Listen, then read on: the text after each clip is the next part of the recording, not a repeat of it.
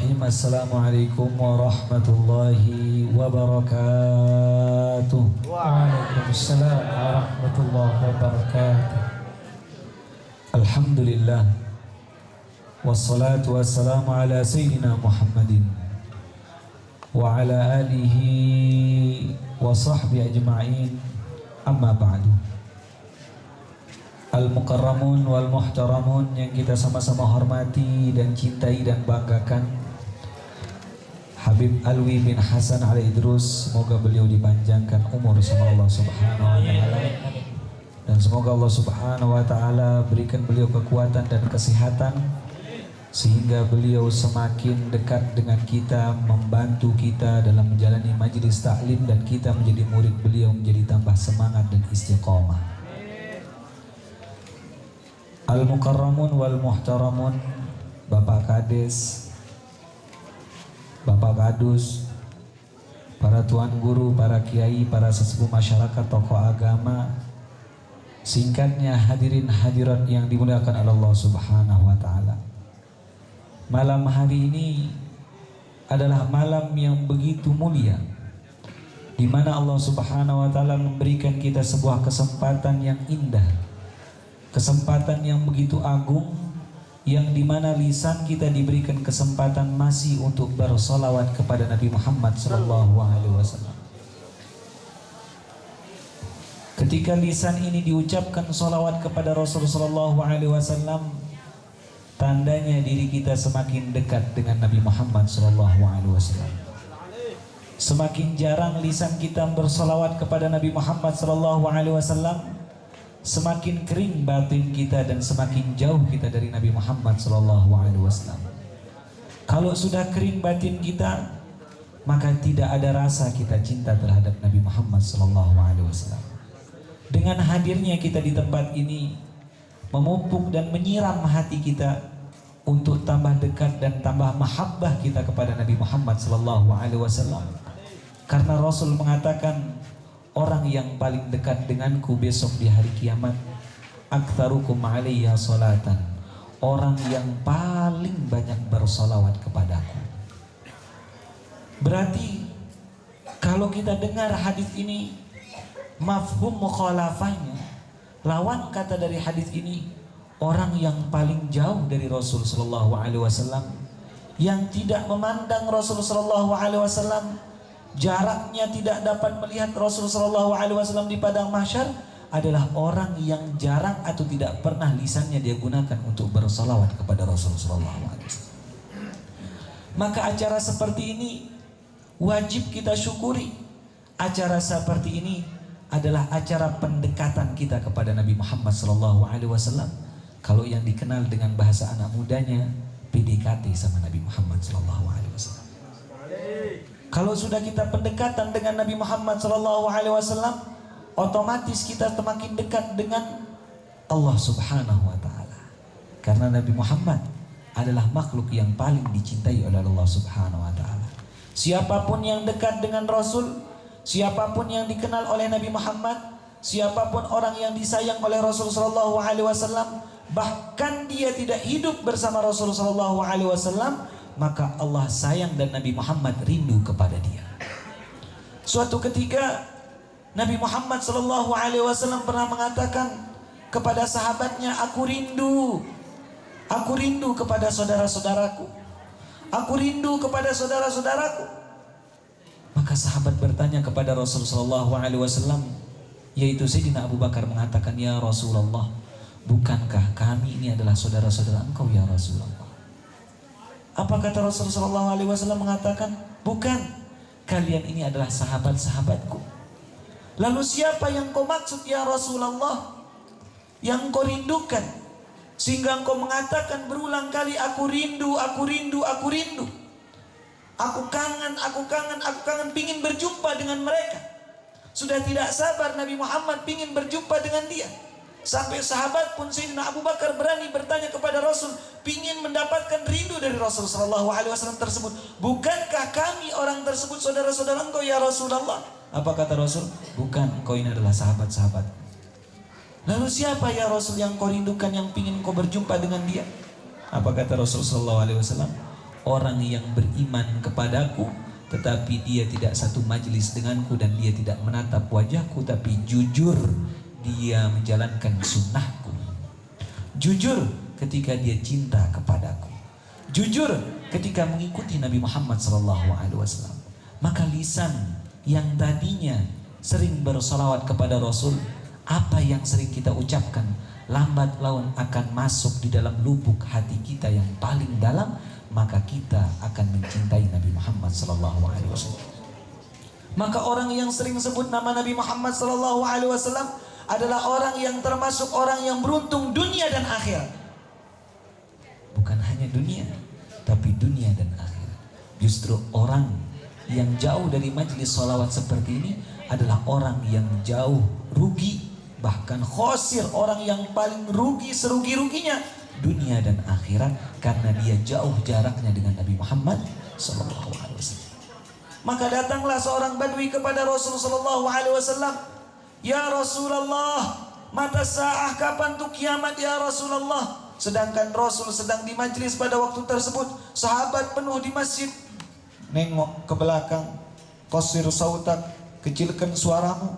Di depan Rasul jangan ngangkat suara, kata sahabat. Sahabat ngajarkan kepada seorang badui ini, jangan ngangkat suara kepada Rasulullah SAW.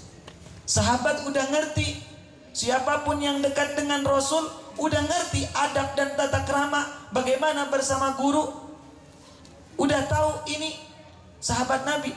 Itulah seorang murid dengan gurunya, jangan sampai dia mengangkat suara di depan gurunya. Jangan sampai dia mutus pembicaraan di depan gurunya. Jangan sampai dia merokok di depan gurunya. Walaupun gurunya tidak merokok, permisi bib, permisi ustadz, saya merokok boleh. Walaupun dia mengucapkan kata boleh, kita tidak sopan dan tidak tata krama dan tidak adab merokok di depannya dia. Lalu badui ini dikatakan qasir sautak, kecilkan suaramu. Orang badui ini orang gunung, orang pedalaman, jarang hadir kepada Rasulullah SAW. Apa kata dia? Ya Rasulullah, mata sa'ah, kapan kiamat? Tambah dibesarin suaranya. Kapan tuh kiamat? Sahabat bilang kecilin suara. Ngeyel juga nih badui. Kecilkan suara di depan Rasul. Satu pun sahabat yang dekat, yang sering hadir bersama Rasul, nggak berani ngangkat suara di depan Rasul, apalagi mandang kelamaan wajahnya Rasul, mereka nunduk. Nggak berani, takut. Ini ustadznya dipelototin kadang-kadang. Kenapa ustadz? Guru ngajinya dulu, temennya ngaji dulu, guru ngajinya Pak Penghulu, nggak betah, main motor aja langsung ke depan, nggak ada permisi, assalamualaikum, nggak ada. Itu berarti orang tuh badui. Orang tuh orang apa? Badui gunung. Apa yang terjadi? Rasul mengatakan, apa yang kau persiapkan tentang kiamat? Kok nanyanya langsung kiamat? Yang ditanya langsung game overnya, penutupnya. Apa yang kau siapkan dengan datangnya kiamat? Apa kata dia? Saya nggak seperti ibadahnya Sayyidina Abu Bakar. Saya nggak seperti ibadahnya sahabat-sahabat yang dekat dengan engkau. Saya tidak seperti Bilal. Saya tidak seperti Abu Hurairah yang sering bersama engkau, sering menulis sesuatu. Lalu apa yang kau persiapkan? Yang aku persiapkan cuma satu. Apa itu? Cintaku sama engkau ya Rasulullah. Apa kata Rasul mengatakan? Almar'u ma'aman ahab. Orang akan dikumpulkan bersama orang yang akan dicintai. Tanda cinta dia akan sering sebut. Kalau orang sudah bersolat seperti ini, tandanya dia cinta sama Nabi Muhammad SAW. Orang yang sering duduk di majelis sholawat, tanda bukti dia cinta kepada Nabi Muhammad SAW. Karena orang yang cinta dengan seseorang sering menyebut orang yang dicintai. Bahkan ketika dia mendengar nama orang yang dicintainya tersebut, bergetar hatinya tersebut. Nah ini, hadirnya kita di tempat ini tidak ada lain kecuali PDKT sama Nabi Muhammad SAW. Walaupun Rasul jauh di sana di kota Madinah, tetapi ingat, Rasul pada malam hari ini merindukan kita yang ada di kampung apa namanya ini? Di Kapek atas ini. Saya kira saya aja. Ini kapek bawah ya. Ini kapek atas berarti.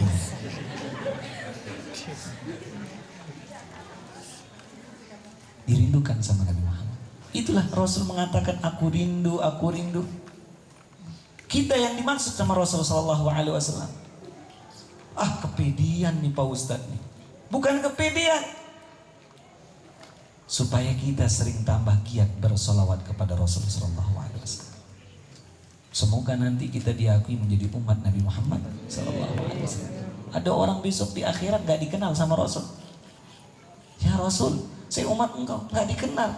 Ya Rasul, saya umat engkau, gak dikenal. Ternyata kenapa? Dia gak pernah bersolawat kepada Rasul. Solawat ini ibarat kata kita sering telepon Nabi Muhammad SAW. Orang sering bersolawat, sering telepon sama Nabi Muhammad SAW. Masuk tuh begering, kalau cuma sekali gak diangkat, nomor gak jelas. 2 kali gak diangkat, 3 kali gak diangkat, 4 kali. Kalau tiap hari dia telepon terus, pasti diangkat. Lama kelamaan akan mimpi jumpa Nabi Muhammad SAW. Pas diangkat, umatku ternyata disimpan nomornya. Kalau udah disimpan dikenal, maka kita datang ke majelis sholawat memperkenalkan diri kita kepada Nabi Muhammad SAW. Kita ini orang pendosa, banyak dosa. Maka cara mensucikan diri kita daripada dosa, hadirnya di majelis sholawat seperti ini. Maka datanglah seorang sahabat, dalam riwayat Imam Anas mengatakan, ya Rasulullah, saya jadikan separuh hidupku ibadahku bersolat kepada engkau jadi 1/4 untuk bersolawat, 3/4 zikir ibadah yang lain baca Quran ya Rasul. Apa kata Rasul? Idza zidta fahuwa khairun lak. Kalau banyakin lebih baik. Besok pagi datang lagi, ya Rasulullah, sekarang separuh-separuh, setengah solawat, setengah hari zikir yang lain. Rasul mengatakan idza zidta fahuwa khairun lak. Kalau tambah lebih baik. Besok datang lagi, ya Rasulullah, sekarang ya Rasul 3/4 lebih banyak lagi solawat saya. 1/4 dikit aja zikir yang lain. Apa kata Rasul? Nggak berhenti. Rasul tetap mengucapkan idza zidta fahuwa khairun lak. Kalau ditambah lebih baik. Besok pagi dia datang ke Rasul hari keempat, dia mengatakan, ya Rasulullah, sekarang semuanya aku jadikan untuk bersolawat kepada engkau ya Rasulullah. Apa kata Rasul? Idan tukfaham wa tughfar dzunubuh. Kalau itu benar yang kau ucapkan, maka hilanglah kesumpekan, engkau akan bahagia. Kalau mau cari bahagia di majelis sholawat. Kita dengar tadi gendangnya saja, hadranya saja, bahagianya minta ampun. Kedengeran saja tadi, sholawatnya saja udah bahagia, nggak tahu hati kenapa, nggak bisa dibohongin, kerasa tuh bahagia. Itu sebab idan tukfahammu wa tughfar dzunubuh, kata Rasul, dan diampunkan semua dosa-dosa engkau. Nanti ini kita majelis bangun semua dosa udah rontok seperti kita disapuin, dicuci. Muncul pertanyaan, lebih baik mana sholawat atau istighfar? Lebih baik mana sholawat atau istighfar? Kata ulama mengatakan istighfar itu seperti sabun. Jelas seperti apa? Sholawat itu seperti parfum. Seperti apa? Parfum. Kalau orang jarang mandi, yang dibutuhkan apa? Sabun. Jelas? Tapi kalau udah mandi, udah rapi, yang dibutuhkan apa? Parfum. Jangan pakai sabun gini-gini kan. Jelas seperti itu. Kalau kita ngerasa masih banyak dosa, baru hijrah, baru kita tumben-tumben gabung nih. Tumben gabung, kita banyakin istighfar tanpa melupakan sholat. Tapi kalau udah rapi, udah pas enak, sholat kita rapi, sholawatan kita rapi, rutin, banyakin tuh sholawat, parfumnya dibanyakin. Tapi jangan lupa, yaitu kadangkala, yaitu beristighfar. Maka kita hadir nih, parfumin hati kita. Nanti makanya tulis, jual parfum. Di mana? Kapek atas. Rame nih, orang bersolawat ternyata. Parfumin apa? Parfumin hati kita supaya harum di depan Rasulullah SAW, supaya kecium baunya Nabi Muhammad SAW ada dalam hati kita. Rasul tuh kalau jalan satu gang tuh, kata dalam riwayat, kalau dia jalan satu gang Nabi Muhammad, seminggu gak hilang-hilang baunya Rasul SAW. Kecium, oh ini Rasul udah jalan di gang ini. Bau harumnya gak berhenti-berhenti. Coba kita ketanda cuma baunya nggak enak. Rasul tuh kalau udah duduk di suatu tempat seperti ini, bangun dari tempat itu juga pun kecium bau harumnya 1 minggu nggak hilang. Nanti kita coba masing-masing kita bangun cium tempat duduk itu. Gimana coba? Maka kita jadikan panutan tuh siapa? Nabi Muhammad SAW. Dengan hadir kita begini, kita tahu siapa idola kita. Sosok Nabi kita itu bagaimana, perilakunya bagaimana. Kalau sudah kita tahu, gampang kita meniru. Karena kenapa? Kita miris kekurangan seorang sosok pada saat ini. Karena kita anak-anak muda zaman sekarang buta siapa Nabi Muhammad SAW, sehingga meniru orang-orang di luar Islam. Sudah ngantuk apa belum dulu ini? Saya lihat jam dulu. 8 menit lagi.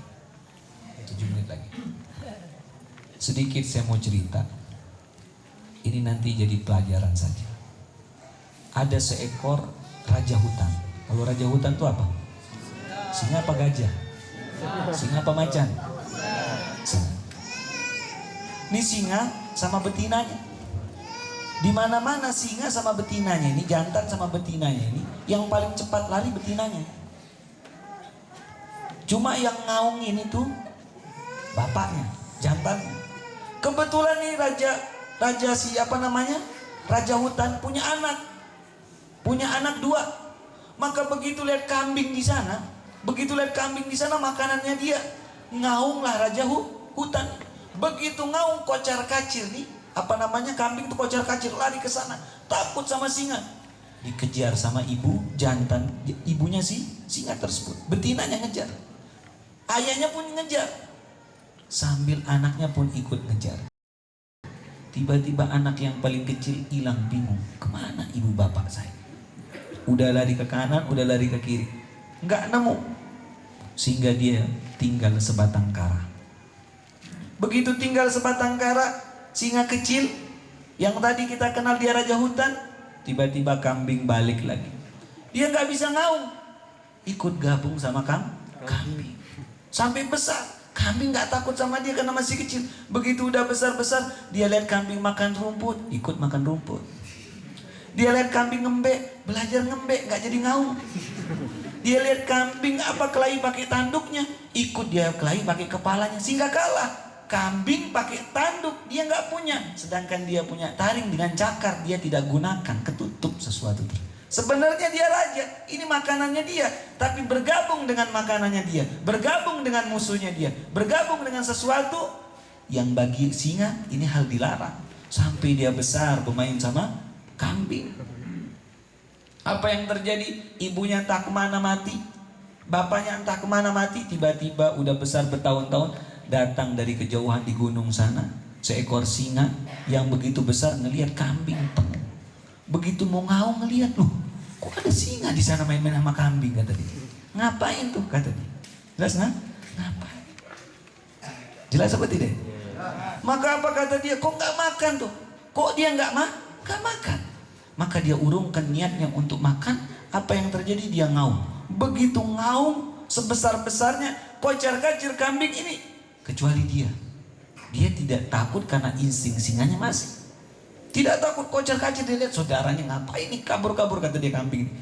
Begitu datang singa yang besar ini, sama besarnya, begitu dilihat, waduh, siapa nih datang, ganteng banget, kata dia. Ada bekas luka di sini. Kata dia, si singa ini mengatakan, yuk sebentar kita ke kali bentar. Begitu dilihat dirinya, ya Allah, saya ini mirip dia, kata dia. Malahan lebih ganteng, kata dia. Diajarin apa? Sekarang makanan engkau ini apa? Kambing. Enggak, saudara saya, kata dia. Diajakin. Diajakin. Musuh engkau itu. Diajar. Enggak, saudara saya. Sekarang puasa 3 hari. Diajarin puasa. Ayyamul bir. 13, 14, 15. Itu cara merubah sesuatu. Ntar saya ajarkan, ini ada maksud saya cerita seperti ini. Diajarin puasa 13, 14, 15. Gak boleh, ya Allah, kata dia, saya makan rumput. Gak boleh makan rumput. Sekarang keluarkan cakarnya. Dikeluarkan cakarnya, masih baru. masih baru, nggak pernah dipakai. Sedangkan temannya ini udah dipakai, udah putus satu kukunya. Dilihat taringnya pun masih tajam. Diajarin ngaum 3 hari puasa, masih diam-diam nyelinap pas dia tidur makan rumput dikit-dikit. Seperti itu. Lama-lama begitu lapar, diajarin ngaum. Berkali-kali masih aja ngembek, masih kecil, diajarin ngaum lagi. Diajarin berkali-kali sampai sebulan 2 bulan. Begitu 2 bulan diajak berburu. Diajak apa? Berburu. Begitu diajak berburu, dilihat tuh siapa tuh katanya. Mikir dia, saudara saya mas. Enggak, itu musuh engkau. Makanan, kata dia. Engkau lapar apa tidak? Lapar. Sekarang ngaung, kata dia. Ngaung sebesar-besarnya, kejar, saya tukang komando, kata dia. Begitu dia coba mengaung saking besarnya, sampai temannya gemetar takut. Kata dia, besar juga. Lari lah dia. Begitu lari, kejar yang pisah sama rombongan. Dia kejar sama pisah rombongan. Sambil dia kejar, sambil dia berpikir, bisa saya lari kencang begini. Sambil dia berpikir, biasa dia lari pelan, gak pernah dia gunakan. Begitu dia ambil yang pisah daripada rombongan, dia cekek kambing tersebut. Keingatlah dia, ya Allah teman saya main-main itu. Kata dia, makan, kata temannya, makan. Dia keluarkan apa namanya, cakarnya. Begitu kena ke lehernya, muncrat darah ke dia. Tambah haus baru dimakan. Itulah ibarat orang Islam. Orang Islam sekarang, orang di luar Islam, yaitu banyak rambutnya nggak enak. Orang Islam mulai niru seperti dia. Orang Islami seperti raja hutan. Raja apa? Hutan. Cuma kenapa tidak keluar tabiat isi daripada rajanya? Gara-gara banyak meniru orang-orang di luar Islam. Orang di luar Islam ngembek, ikut ngembek. Di luar Islam nyanyi, ikut nyanyi. Padahal kita punya qasidah, ngaungan itu ada, sholawatan itu ada. Orang Islam, orang di luar Islam makan begini, makan yang nggak bener, ikut makanannya. Model rambutnya begini, ikut model rambutnya seperti itu. Padahal apa? Seandainya kambing bertarung dengan tanduknya, tapi singa bertarung dengan cakar dan giginya, maka kita menang. Maka kekuatan Islam itu ada dalam diri kita. Ketika kita meniru sosok Nabi Muhammad SAW. Maka sekarang begitu kita lihat saudara kita yang nggak ikut sholawatan, kita bilang sama dia, nih singa yang hilang tuh, ajak dulu, ajak dulu, kenalkan, nanti lambat laun keluar singanya, ajakin dulu. Banyak singa-singa yang lepas ikut sama kambing. Jelas apa tidak? Orang di luar Islam pakai anting, ikut dia pakai anting. Model cara rambutnya mulai ikut. Cara makanannya, orang di luar Islam makan rumput, ikut dia makan rumput. Semua perilakunya seperti itu. Maka kita udah diajarkan sama Nabi Muhammad, jadilah seseorang Islam yang agung, yang aziz. Jangan menjadi kambing, tapi jadi seekor singa. Jelas apa tidak? Yes. Mumpung ada guru kita di depan, nih singa juga di samping saya nih, sebelah kiri saya. Karena Ali terus itu artinya singa. Maka kita beruntung punya guru Ali terus. Bukan saya memuji diri saya juga, saya Ali terus, bukan. Maksudnya apa? Kalau kita udah ditemukan dibimbing tersebut, maka pegang orang yang membimbing kita dan istiqomah di dalam bersolawat kepada Nabi Muhammad SAW. Berapa banyak di suatu kampung, yaitu sekarang orang Islam seperti singa, anak singa yang kelupaan, kehilangan ayah ibunya. Seperti anak yatim. Di pinggir jalan banyak kita punya saudara lagi minum-minum yang gak benar, pakai narkoba. Itu seperti anak singa yang kehilangan orang tuanya. Kalau kita udah tahu jati diri kita, kita ambil, ajak teman kita, ajak dia gabung ke tempat majelis sholawat seperti ini. Cuma jangan bilang sama dia, udah gara-gara bergaul sama kambing begini dia makanya gitu. Jangan, ajakin aja dulu supaya memuji Nabi Muhammad SAW. Jelas apa tidak? Semoga kita tambah istiqomah berselawat kepada Nabi Muhammad SAW. Setiap hari 1000 kali. Setiap hari berapa? 1000. Banyak apa dikit tuh? Hah? Banyak apa dikit? Dikit. 1000 kali itu berapa? Dikit. Maka hitung apa-apa itu zikir tuh pakai duit. Pakai apa? Duit. Uang 1.000 itu banyak apa dikit? Dikit. Begitu caranya. Karena kita jarang bersolawat, makanya dia jadi banyak. Lebih banyak belanjanya. Jadi uang yang dikit itu, yang besar jadi kelihatan kecil. Sama seperti kita ke kota amal, sodakoh. Kita sodakoh sekarang ke masjid apa nama di depan ini? Nurul Huda. Kita sodakoh 50.000. Banyak apa dikit tuh? Hah? Jawab jujur, banyak apa dikit? Iya. Sekarang uang 50.000 kita bawa ke mall. Banyak apa dikit? Tandanya apa? Kita lebih sering belanja ketimbang sodakoh. Jelas apa tidak? Ukur dia tanda kita. Kalau kita mengatakan ini ibadah sedikit, banyak, dikit, ukur dia pakai apa? Duit, uang. Tandanya kita jarang ngerjakan tersebut. Tapi kalau orang rajin sholawat, 1.000 bentar. Loh, kok bisa cepat? Sambil nonton bola dia begini. Cepat tasbihnya begini. Tidak, pelan-pelan. Allahumma sholli ala sayyidina. Pakai tangan boleh. Kurang tangan, pinjam tangan Pak Kades. Bisa seperti itu. Kalau nggak cukup, karena kan dikit aja nih. Jelas apa tidak? Maka barang siapa kata Rasul, orang yang setiap hari sholawat 1.000 kali, yubasyiru lahu bil jannah, dia akan dapat kabar sebelum dia meninggal, dia termasuk orang ahli surga. Belum dicabut ruhnya, hei fulan, kau masuk surga. Loh, belum masuk kubur, belum dihisab, belum sirat, belum mizan, belum ketemu jumpa sama Allah, udah dapat kabar duluan. Dari apa? Tatanazzalu alaihimul malaika alla takhafu wa la tahzanu wa abshiru bil kuntum tu'adun. Kami datang mengabarkan kepada engkau dan engkau ahli surga yang dijanjikan sama Allah. Siapa itu? Salah satu yang disebut adalah orang yang mana orang tersebut sholawat 1.000 kali di dalam hadits Rasulullah SAW. Jelas? Berapa kali? Banyak apa dikit? Bagus, begini semangat kita jadinya. Mudah-mudahan tadi bisa. Jangan dikit-dikit gak bersolawat. Solawat tadi. Jelas? Solawat. Semoga kita diistiqomahkan sama amin. Ya, mohon maaf kalau ada salah kata, salah ucap. Walafu minkum. Assalamualaikum warahmatullahi wabarakatuh.